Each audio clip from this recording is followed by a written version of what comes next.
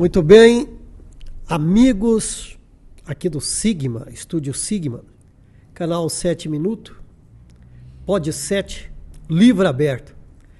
E hoje é a grata satisfação em ter comigo ele, professor Marcos Carvalho. É um nome meio grande, Marcos Antônio Carvalho Rosa. A gente fala só Marcos Carvalho. Seja muito bem-vindo aqui no Pod 7 Livro Aberto. Eu é que agradeço o convite e é uma oportunidade para falar do trabalho e também da vida, de como a gente percebe as coisas. É sempre uma oportunidade também de ficar mais próximo da população, do eleitorado, de trocar ideias. Ele fala eleitorado, gente, é interessante, tão jovem falando em eleitorado. Marcos Carvalho, é anapolino? Anapolino, nasci no Hospital Santa Paula, no antigo Santa Paula. Santa Paula fechado, hein, rapaz? Vários hospitais fechados, né, Marcos? É triste isso. Muitos hospitais. Nós vivemos uma fase a partir da década de 90 com o fechamento de muitos hospitais privados, né? A política de saúde se transformou, o modelo de internação virou um modelo mais curto e tudo isso com impacto no fechamento de muitos hospitais. Sem erro, dá para se lembrar aí de uns 5, né? Hospital São Zacarias, Santo Antônio, Santa Paula, Santa Terezinha, Hospital da Criança, Nossa Senhora de Lourdes. Isso. Ih, já passou. São muitos. Já passaram aí. Alguns estão capengando, estão lutando e ainda estão continuando. Mas você é muito jovem, não é? Os seus pais são vivos? Minha mãe é viva. Meu pai faleceu em 2020. 2020. O que te faz lembrar teu pai assim, algo? Olha, eu acho que o meu pai era um homem simples, um homem do campo, um lavrador, que migrou para Anápolis, veio de Itaguari, trabalhou na roça e aqui trabalhou na Vicunha. E o que me faz lembrar é a ética, a honestidade, a dignidade, a seriedade em cumprir os compromissos, em lembrar que quando você aperta a mão você tem que cumprir. Então eu sempre digo que meu pai tinha 5ª série, mas tinha doutorado na matéria vida, porque ele entendia como as relações eram ao mesmo tempo sensíveis e ao mesmo tempo concretas. Diante disso, eles já vieram casados? Eles se conheceram na Vicunha. Na TV. Tecelagem Vicunha. Isso, é uma história bonita, né? São duas famílias que migram. A minha mãe vem de Mutunópolis, onde o meu avô era vereador, foi perseguido pela ditadura, e o meu pai vem de Itaguari e ambos se conhecem em 87 ali na Vila Jaiara, na tecelagem, e acabam se apaixonando e criando uma história muito bonita. Trabalharam juntos, construíram uma família juntos. Isso é muito importante. Você tem quantos irmãos? Então, eu tinha uma única irmã, Bento, e a minha irmã, em 2015, minha irmã estava oferecendo um jantar, tinha gêmeas, de 8 meses de idade. Minha irmã teve um rompimento de aorta, caiu e faleceu. Eu aprendi a fazer mamadeira no velório da minha irmã, pelo YouTube, 2 colheres de Aptamil, meia mamadeira, aquece, pinga na mão para não queimar a mão, para cuidar de 2 crianças, de 2 sobrinhas, que hoje têm 9 anos de idade. Convive com você diariamente? Convive. Isso, elas moraram 5 anos comigo, hoje elas ficam de segunda a sexta com o pai e de sexta a domingo comigo. A gente divide esses cuidados aí e eu visito a escola, elas fazem natação, a gente se diverte. Elas são muito conhecidas na cidade. Qual o nome delas? Valentina e Cecília.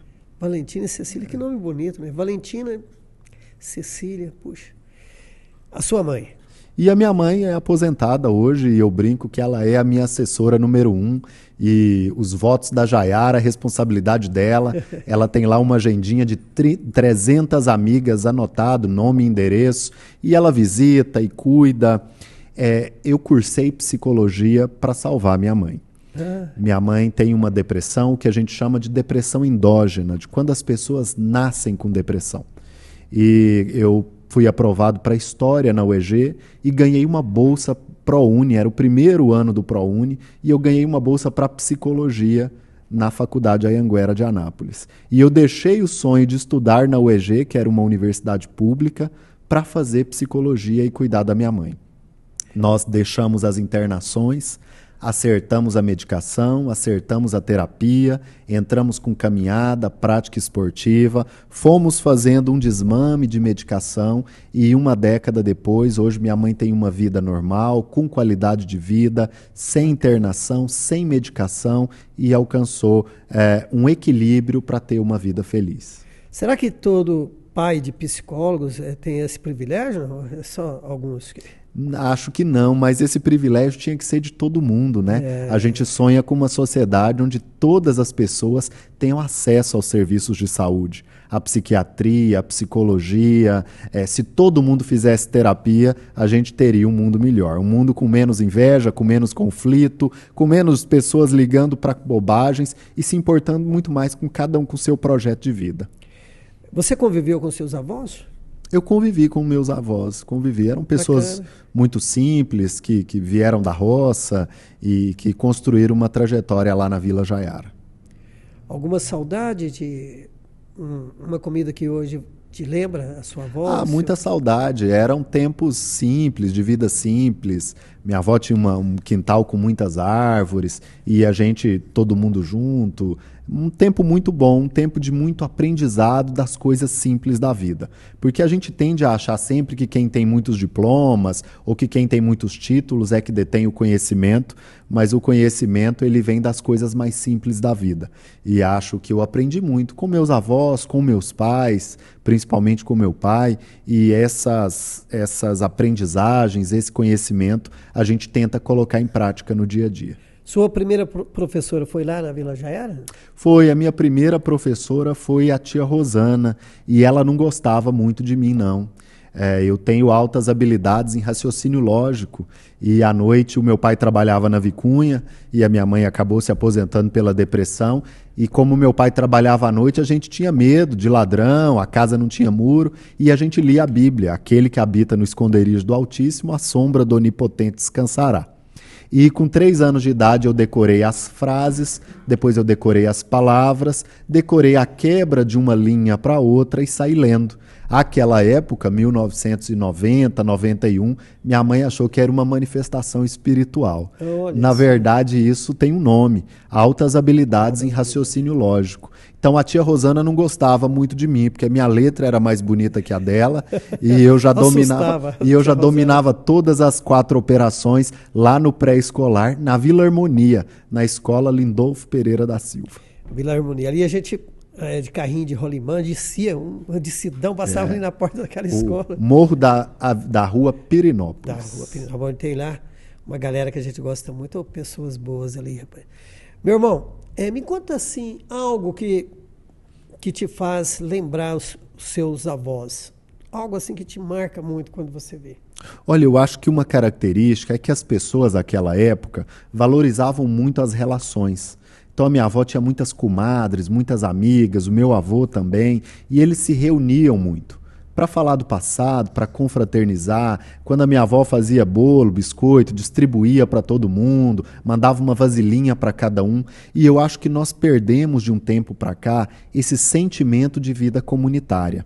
Hoje em dia as pessoas não conhecem os vizinhos que moram ao lado de casa.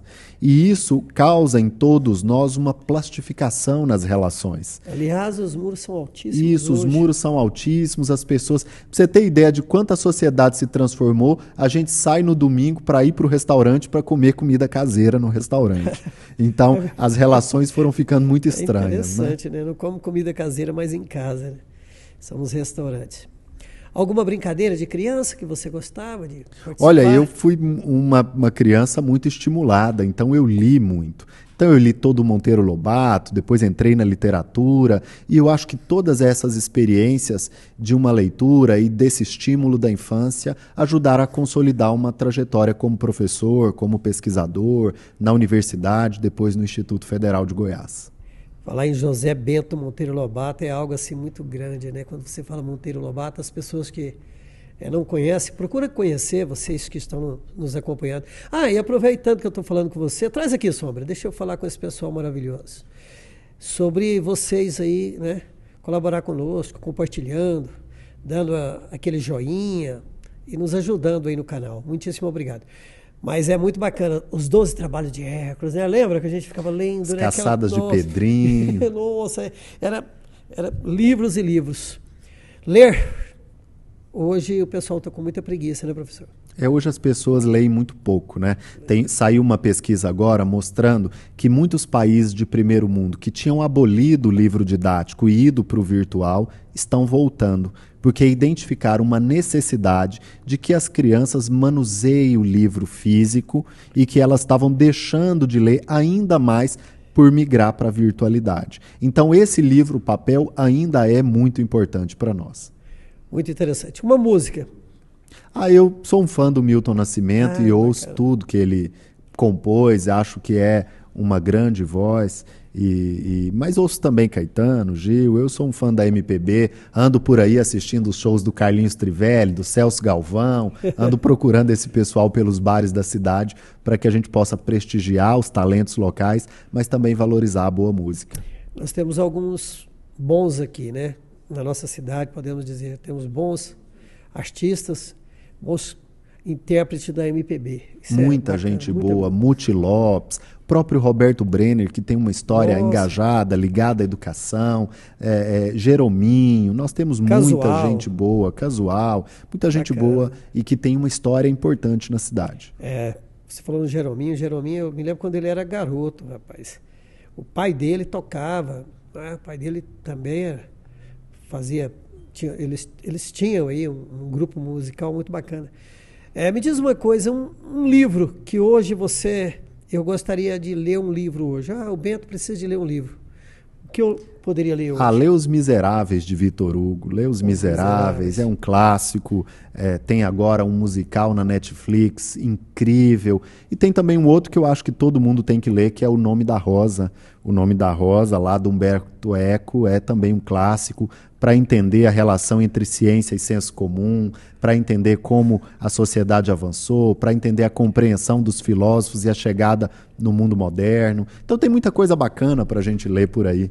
Eu tenho uma biblioteca imensa e tenho um acervo. Depois eu vou ter que sugar um pouco da sua sabedoria. Me diz algo que te recorda o ginásio.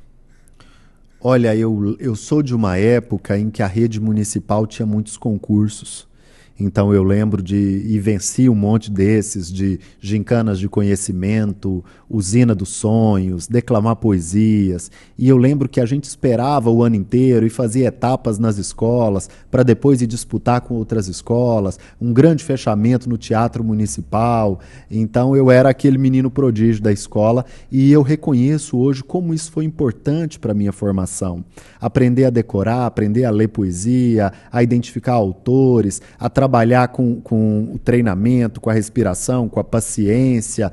Tudo isso faz parte de um processo de avanço, de desenvolvimento humano e como isso é importante para o mundo da criança. Você estudou no Clóvis Guerra, Vigílio Santana? Eu estudei no Lindolfo Pereira da Silva, lá na Vila Harmonia. Depois eu estudei no Clóvis Guerra e eu estudei no último ano do Colégio de Aplicação da Uniana.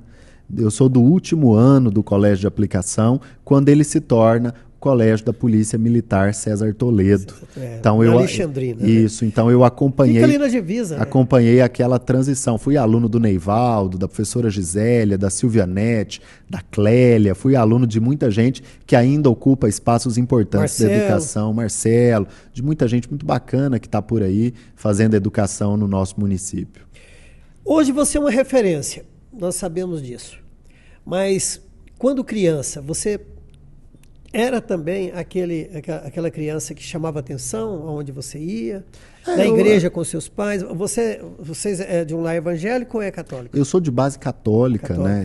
Hoje eu sou franciscano secular, pertenço à ordem franciscana e tenho uma ligação muito próxima com a família franciscana como um todo, com as franciscanas de Allegheny, da Divina Misericórdia, frequento a paróquia São Francisco, de vez em quando eu escapulo e vou na Santana também. Mas você ia na Divino Pai Eterno quando criança? Eu frequentei as igrejas da Jaiara, eu frequentei a Nossa Senhora de Fátima, frequentei a Divino Pai Eterno. Eu sou de uma época que a Nossa Senhora de Fátima era a paróquia e as outras igrejas da Jaiara eram todas capelas da Nossa Senhora de Fátima. Hoje nós já temos uma divisão bem maior ali. Tinha um grupo de jovens que você participava? Eu era do grupo de jovens Adonai. Hoje o padre Diego Vieira, da São Santo Antônio, né? Da Isso, Santo Antônio, ele era o nosso coordenador do grupo de jovens dessa época. E tem mais gente por aí que ocupa espaços hoje, que é dessa nossa geração. Eu lembro que, à época, nós trouxemos 2 vezes para Anápolis o show do Padre Fábio de Mello, que era desconhecido. Eu lembro que, naquela época, teve um desses que o show custou R$10 mil. Inclusive, um foi lá onde é hoje a Van, né? Isso, Você lembra? isso, Foi muito isso. bacana. O pessoal reclamava da acústica. Falava, gente, mas nós viemos aqui para louvar, esquece esse esquema de acústica aí, vamos mandar rir. Eu estava naquele show, eu gostei muito. No grupo de jovens, você participava, tinha uma liderança. E o que te traz saudade daquela época do grupo de jovens? Os encontros, a gente alugava chácaras, lugares de hospedagem. No fim, nos encontros, as famílias participavam, tinham momentos de mais emoção, mas a vida comunitária como um todo, né? Eu acompanho hoje, eu participo na São Francisco e vejo também lá na Santana com o pessoal, isso perdeu muita força, né? Isso perdeu muita força. Eu lembro que a gente disputava lugar para sentar à missa na Nossa Senhora de Fátima, na Jaiara, à noite. E hoje, outro dia, eu fui lá prestigiar o Padre Cleiton, a igreja não estava cheia, tinha muito lugar vazio. Então, eu acho que o sentimento comunitário se transformou nas últimas 2 décadas e isso tem impacto na igreja, na sociedade, nos movimentos sociais, comunitários. Enfim, aí você passou essa fase e já ingressou logo, né? E vou para psicologia. Vou para psicologia e na psicologia rapidamente eu viro estagiário no Juizado da Infância e Juventude, vou trabalhar com o Dr. Carlos num projeto chamado Universidade Adolescente. E lá a gente atendia adolescentes em conflito com a lei num processo de ressocialização através de cursos que a gente ofertava com a UEG. E daí para frente aí eu trabalho no Sistema S, pró-funcionário, pró-jovem, vou dar aula na universidade, viro um professor universitário de renome, começo a dar aula em pós-graduação, viajar o país inteiro e atravesso uma década fazendo isso. Então eu comecei a dar aula aos 17, me formo aos 21 e dei aula mais ou menos até os 30, 32, uma década dando aula no país inteiro em grandes cursos de pós-graduação. Vamos trazer alguns problemas para a gente discutir aqui juntos. Vamos lá. É algo que te entristece na sociedade hoje. A violência me entristece na sociedade hoje. A quantidade de pessoas em situação de rua em Anápolis me entristece hoje. O abandono dos idosos e a violência contra os idosos me entristece hoje. Nós temos uma fila de espera em todos os 8 abrigos de Anápolis. Uma fila de espera gigantesca de idosos que precisam e que querem morar nos abrigos, ou porque sofrem violência ou abandono em seus lares. Isso me entristece. A falta de vaga no CEMEIS, principalmente no recorte de idade de 0 a 3 anos. Então, a mãe trabalhadora tem 2, 3 filhos, ela não consegue trabalhar ou ela consegue vaga só para um, aí o irmão mais velho tem que buscar o outro no horário do almoço. Tudo isso provoca e fortalece uma desestruturação familiar. Então, essas questões me entristecem, principalmente dos públicos mais vulneráveis. Hoje, quando a gente fala em acessibilidade, como você vê hoje na cidade? Olha, eu acho que são várias questões aí. Uma questão é a acessibilidade quando a gente fala de inclusão. Sim. E aí nós temos... Vamos chegar lá. Isso. Acessibilidade hoje... Urbana. Acessibilidade urbana. Nós temos muitos desafios, principalmente na periferia. Se você subir o Novo Paraíso, um cadeirante não consegue circular pelo bairro Novo Paraíso. Verdade. Se você andar na ponta lá do Industrial, também não consegue.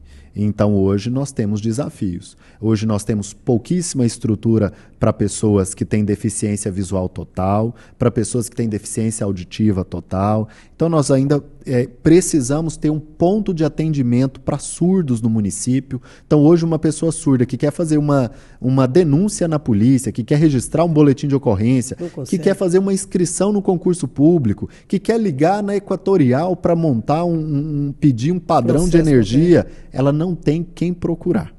Então, nós ainda precisamos criar esses sistemas de apoio. Transporte público. Acho que tem que ser gratuito. As grandes metrópoles hoje estão deixando tudo gratuito, o poder público está custeando. Nós vivemos uma outra transformação com a chegada do Uber, do 99 e dos aplicativos. O algoritmo derrubou as empresas de transporte, então nós precisamos encarar essa realidade de outra forma. Então, tem grandes municípios hoje mostrando que é mais fácil o poder público custear o transporte e nós termos rotas alternativas do que a gente ter um transporte ruim custeado pela população. No país todo, vamos pegar o país, nós somos a 55ª cidade em saneamento básico. Para você, como você vê isso? Um desafio. Dos nossos mais de 300 bairros, nós temos mais de 40 bairros que ainda não têm saneamento, não têm rede de esgoto. Então, isso pode parecer distante, mas dependendo de onde você for no bairro, e eu posso te citar alguns, por exemplo, no Leblon, você vai chegar em lugares que a família faz as necessidades na lata e joga pela janela. E as crianças brincam no quintal o tempo inteiro. Isso cria um alarme de contaminação entre as famílias, entre as crianças, e isso é prejudicial para a saúde. Então, nós não podemos admitir que em pleno século XXI, em 2023, a gente ainda tenha casa sem banheiro e sem saneamento. Claro que a política pública mudou e hoje a gente não pode mais abrir loteamento sem saneamento, mas nós precisamos recuperar o que foi aberto sem. Meio ambiente na cidade. Não se discute. Nós não temos uma discussão séria sobre meio ambiente.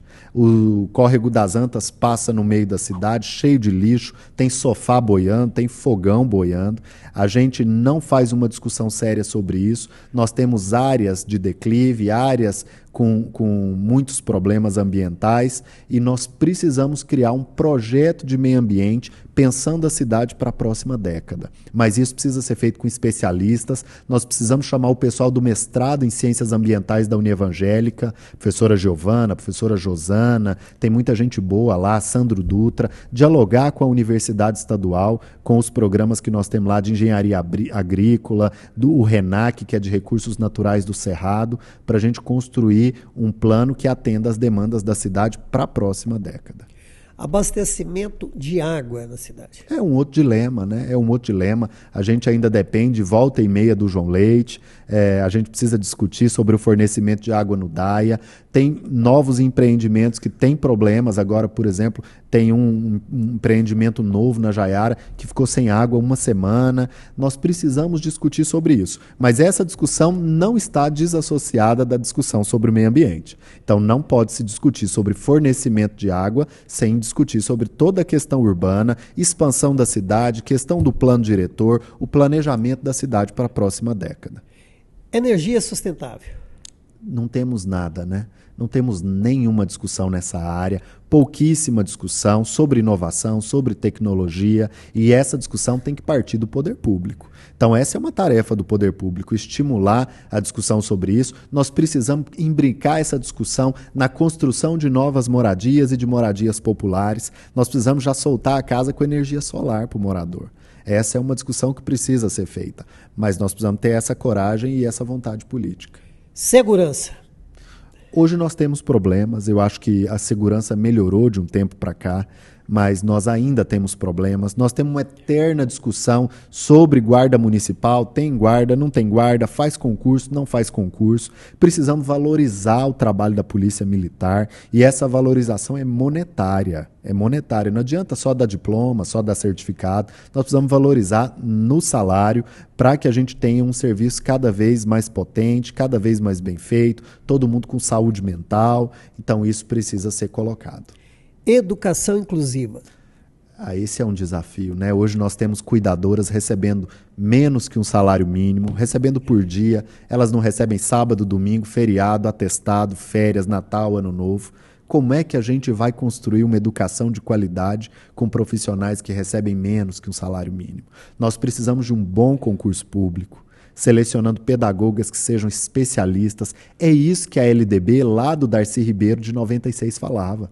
O AE é no contraturno, numa sala de recursos, com recursos tecnológicos e com uma professora especialista em educação integral. Pensa comigo, Bento, pensa comigo. Outro dia eu visitei uma escola de Anápolis que tem 500 alunos. Desses 500, 50 são alunos com necessidade específica. Ela tem de 1º a 9º ano, cada turma tem 9 disciplinas. Essa professora do AE, ela tem que ajudar esse aluno a avançar em 9 séries diferentes, alunos de 9 séries, 9 disciplinas. Ela tem que preparar 81 conteúdos.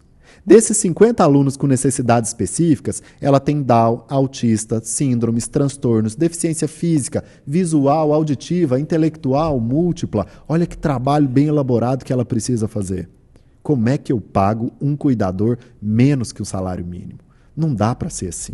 Não dá para fazer inclusão real sem valorizar o profissional, sem ter sala de multirrecurso, sem ter uma política desenhada de educação inclusiva que seja real. Porque senão nós vamos passar a vida toda mentindo. Dá um elefantinho todo dia para o menino pintar, ele pinta o elefantinho a vida inteira. E quando ele chegar lá no 9º ano, no 3º ano do ensino médio, em vez de ser alfabetizado, letrado e ter avançado no mundo do conhecimento, ele passou 9 ou 12 anos pintando elefantinhos. APAE, Casa Joana e, vamos dizer, Pestalozzi hoje. Cumprem um papel fundamental, né? Eu sou fundador da Pestalozzi, sou presidente do Conselho de Administração da Pestalozzi. Lá nós temos 20 profissionais atendendo, tem psicólogo, tem médico, tem tudo isso. Casa Joana, inovadora, cumpre um papel também importantíssimo. A APAE é uma referência no país inteiro, mas elas não podem assumir todo o papel e a tarefa do poder público. Elas complementam, elas cumprem um papel de excelência. Mas e nos municípios onde não tem uma APAE com o porte da nossa? Então essa tarefa é do poder público, municipal, estadual e federal. Vamos dividir tudo que nós falamos, vamos trazer agora para o nosso corpo humano. Cabeça, tronco e membros. Saúde. Em tudo a gente sabe que a gente fala educação em primeiro lugar, mas sem saúde, como se, né? Saúde mental. Esse é um desafio. A saúde como um todo é um desafio, né? Hoje nós precisamos reestruturar todo o nosso desenho. E saúde mental, então, hoje nós temos filas enormes em alguns CAPs da cidade, nós precisamos ofertar mais atendimento. Eu tenho um projeto que eu tenho batido nessa tecla há 3 anos na Câmara Municipal. Nós precisamos de um psicólogo em cada escola. Psicólogo para mediar conflito, para acompanhar a família, atender aluno, mediar a relação entre alunos, entre professores, entre famílias, para identificar transtornos de saúde mental, para identificar esquizofrenia, para identificar episódios de violência, para evitar que as crianças e os adolescentes sejam massacrados dentro da escola. Um psicólogo não resolve tudo, mas ele foi formado, treinado e capacitado para cumprir essa tarefa. Não precisa começar com 107, um para cada escola, não. Vamos começar com uma equipe itinerante, 10 psicólogos, cada um visitando 10 escolas, um turno. Daqui a pouco a gente coloca 20, 30, 40 e o próprio sistema vai entender a importância disso e vai encontrar resultados. Nós vivemos um episódio triste semana passada, né? Um adolescente assassinado na porta de uma escola. A culpa não é da escola, a culpa não é dos professores, a culpa é da nossa sociedade que está adoecida. E como é que a gente lida com isso? Com política pública. Nós precisamos colocar esses meninos no esporte, na cultura, no lazer, no contraturno escolar, na escola em tempo integral, ofertar 3 refeições, acompanhar as famílias, encaminhar para o serviço de saúde quando necessário. É a rede funcionando que vai coibir a violência. Falamos da saúde mental, agora a saúde do corpo em si. Como o senhor vê hoje o poder, né? Poder público trabalhando? Hospitais que, vamos dizer, hoje cuidam disso, né? Os hospitais fechados, algumas portas fecharam. Nós falamos agora há pouco sobre os hospitais em que davam assessoria, mesmo sendo procurando economicamente ser viáveis e que não conseguiram. E como o senhor vê hoje? Olha, saúde pública é uma das matérias que eu ministro lá no curso Meta. para concurso. E, então, a gente divide a saúde pública em atenção primária, secundária e terciária. E nós precisamos ter a atenção primária funcionando, que são as UBS, as Unidades Básicas de Saúde. Se eu tenho na UBS um clínico geral que é capaz de atender toda aquela demanda, quem corta o dedo não precisa ir para a UPA. O que eu não posso ter é na UPA uma pessoa infartando e eu deixar de atendê-la porque alguém cortou o dedo e está gritando mais alto. Então, se a gente consegue atender as pequenas demandas no bairro, se os agentes de saúde conseguem visitar as famílias, identificar as necessidades, desde a senhorinha que está com depressão porque o marido morreu, até o outro que está comendo muito açúcar porque anda muito triste e está achando que o açúcar adoça a vida, até a criança que tem um comportamento disfuncional e a mãe não identificou, a gente consegue fazer os encaminhamentos corretos e peneirar o nível de atendimento da UPA. A gente só vai conseguir desafogar os atendimentos da UPA quando as unidades básicas de saúde conseguirem cumprir o seu papel. E a gente só vai conseguir isso quando a gente tiver profissional valorizado. Senão ninguém fica. Sem estrutura, sem material de insumo, sem apoio, ninguém fica. E aí a gente precisa, porque saúde é prioridade. A imigração do profissional de saúde para a clínica particular, como o senhor vê?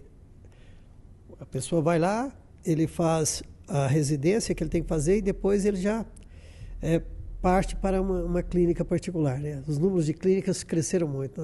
Esse é um desafio, que o médico formado na universidade pública tenha o compromisso de permanecer durante um tempo atendendo na rede pública. Esse desafio aqui nem é tão grande, mas no Norte e no Nordeste ele é ainda maior, né? Então a pessoa vai para o Acre, faz medicina lá, mas quando ela termina, ela não quer ficar no Acre, nem quer atender no SUS. Ela quer voltar para São Paulo e montar a clínica privada dela. Então, as universidades públicas são mantidas com dinheiro público. Então, nós precisamos cobrar uma contrapartida. Por exemplo, eu te disse, enquanto eu era professor de pós-graduação, eu cobrava para dar formação e palestra. À medida que eu sou eleito vereador, eu deixo de cobrar. Eu falo em escolas públicas o tempo inteiro. Toda semana eu vou em 3, 4, 5 escolas.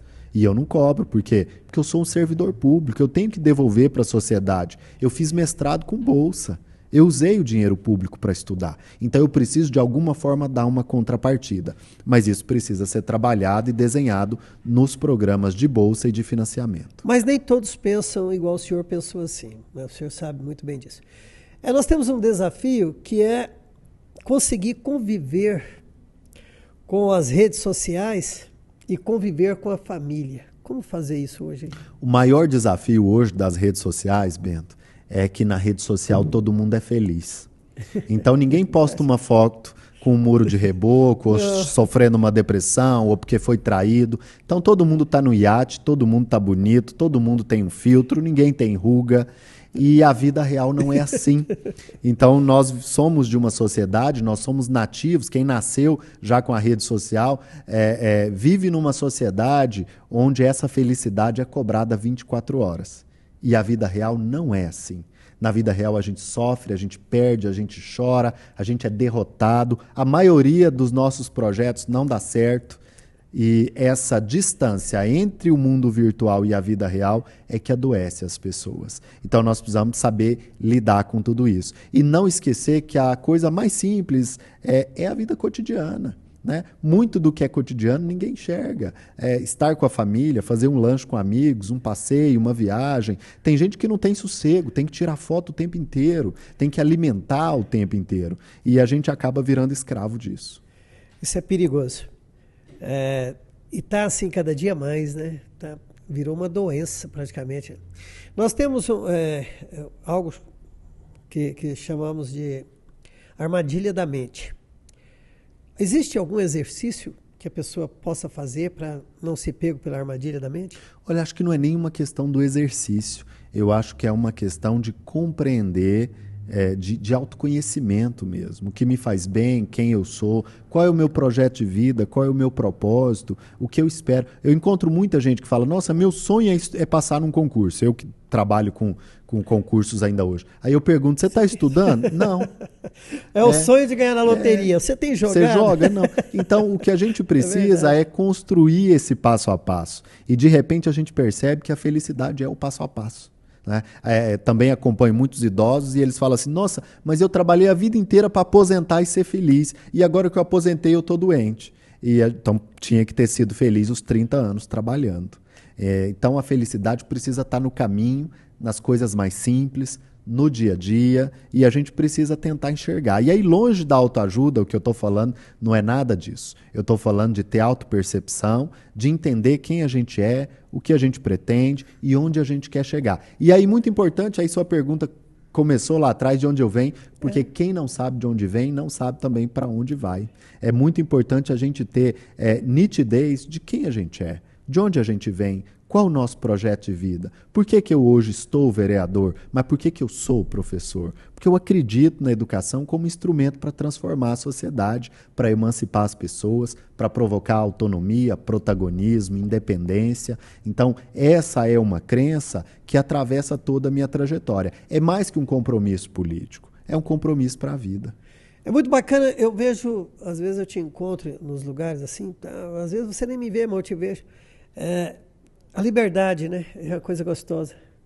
Você sempre está, às vezes, sozinho ou com uma pessoa, mas você nunca está ali carregado de pessoas, aquela proteção igual alguns políticos usam. Eu fiz um compromisso de tentar não mudar algumas coisas. Então, eu estaciono em vaga comum. Quando eu vou em qualquer serviço público, eu pego a fila igual todo mundo, a senha igual todo mundo. Eu tento ao máximo não andar de terno e gravata. Eu até brinco que agora eu estou cobrando para usar gravata. Se me chamar para evento, se tiver que usar gravata, é mais caro. E é um exercício de ser um cidadão comum. Em muitos países do mundo, as autoridades políticas têm uma vida comum. Andam de trem, de metrô, estacionam, Sim. fazem compras. Aqui no Brasil, não. Aqui você vira quase um deus, né? As pessoas te idolatram, posso tirar uma foto. Então, a gente precisa deixar de se valer de regalias e ter uma vida comum, já que a gente defende isso por aí. Então, é o exercício entre o que a gente defende e o que a gente vive. É tentar aproximar isso ao máximo. Então, hoje, você vai me deixar uma mensagem, não para mim. Você tem 2 sobrinhas filhas. Eu gostaria que você deixasse uma mensagem, porque o livro aberto é isso. É algo, quem foi você, de onde você veio, e aí, aonde você vai chegar ainda nós não sabemos, mas um dia nós iremos saber, e elas irão saber disso. Qual a mensagem que você deixaria para elas hoje? Hoje, depois de 9 anos, como eu disse, depois que a minha irmã parte e deixa 2 crianças, e nesse cuidado todo eu aprendi a comprar vestido para a festa junina, a fazer a maquiagem para a festa junina, Bacana. A comprar o material da escola, a levar no restaurante que tem brinquedo, porque elas querem brincar. Ao longo desses 9 anos, a gente olha para trás e a gente enxerga que o que vale é o agora. O que vale é o que a gente está vivendo, e que o afeto está nesse zelo das coisas cotidianas. De estar na festa junina, de ensaiar para a quadrilha, de mandar um lanche especial, de comprar a fruta que elas gostam. Esse dia a dia. Então, a caminhada é muito importante. Ela é mais importante do que o ponto final. É na caminhada que a gente encontra os amigos. Tem um ditado que diz assim, que mais importante do que a guerra é quem luta ao seu lado. Vamos passar pelas pedras, mas vamos chegar, né? Isso. Bebidas, quais são as suas bebidas preferidas? Olha, eu tomo cerveja, né? Eu gosto dos bares da cidade, eu sou o vereador da cultura, então eu tô em todos os lugares o tempo todo, convivendo, partilhando a vida, e nós temos uma proximidade muito grande com o pessoal da cerveja artesanal, com o pessoal dos bares da cidade, com o circuito musical. Acho que nós precisamos valorizar isso gera dinheiro, gera lucro, gera riqueza, arranjos produtivos, tudo isso é muito importante. Ô Sombra, corta para mim, eu gostaria de falar desse café aqui, ó. Você conhece? Salve o Café Especiais. Olha, vem lá de Minas Gerais, lá do Pico da Bandeira. E é um café super especial. Vai ficar na descrição do nosso vídeo aí.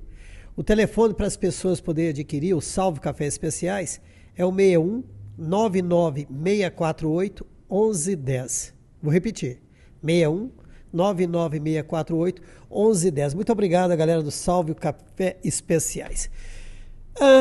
Nós poderíamos ficar aqui à tarde, à noite, ficar aqui o dia falando, porque você tem uma facilidade de expressar que me deixou muito encantado.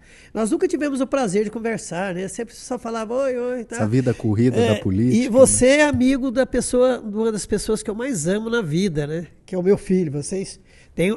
Com ele você grande conversa amigo, muito mais. Grande professor, uma pessoa que ocupa um espaço muito importante na cidade hoje, na formação de outros professores, no SEAD, no Cefop, e que cumpre um papel muito importante para a rede pública. Nós estamos falando do Ítalo Alessandro, meu filho, que muito me orgulha. Tudo que é bom dura pouco, né? Mas vai ter repetições. Vamos repetir. Estou sempre à disposição. Eu espero que você venha sentar conosco aqui para falarmos mais sobre a cidade, discutirmos mais sobre a cidade, trazermos pontos que às vezes não é percebíveis por outras pessoas, mas que você percebe. Isso é importante. Muito obrigado, Marcos. Eu é que agradeço e deixo sempre registrado que na política e na vida ninguém faz nada sozinho. Então a amizade, a parceria, o companheirismo, a fidelidade são muito importantes. E isso a gente encontra também na política, um espaço tão árido, um terreno tão escorregadio, mas é com companheiros e companheiras de uma vida inteira que a gente constrói um mandato em defesa da sociedade civil. 60 projetos apresentados é o recorde desse mandato, 15 leis sancionadas é o recorde desse mandato, vereador mais jovem da cidade, mas ao mesmo tempo com a maturidade de ouvir cada cidadão, cada cidadã, para ter um mandato que seja a cara do povo anapolino. E eu vou muito às sessões, inclusive nós criamos agora, eu e o Lucas, nós criamos o Legislador. É um site novo que logo vocês vão poder, vocês vereadores vão poder estar lá dentro, para que as pessoas conheçam o que vocês fazem realmente. Não algo mapeado que a gente vê em outros sites por aí. É algo que é realmente a realidade do trabalho de vocês. Se chama O Legislador, www.olegislador.com.br. Eu quero agradecer muito o Sigma, quero agradecer a Leidiana, o Lucas, quero agradecer o canal 7 Minutos, quero agradecer o Odilon, que está lá no Planeta Água também, que nos... parceiros, enfim, ao Gildo Ribeiro e muito a você e a sua assessora que tem um papel fundamental nessa sua trajetória. Muitíssimo obrigado a vocês. Eu é que agradeço a Narelli pela presença, além de assessora, é uma amiga e que tem ajudado a coordenar esse mandato.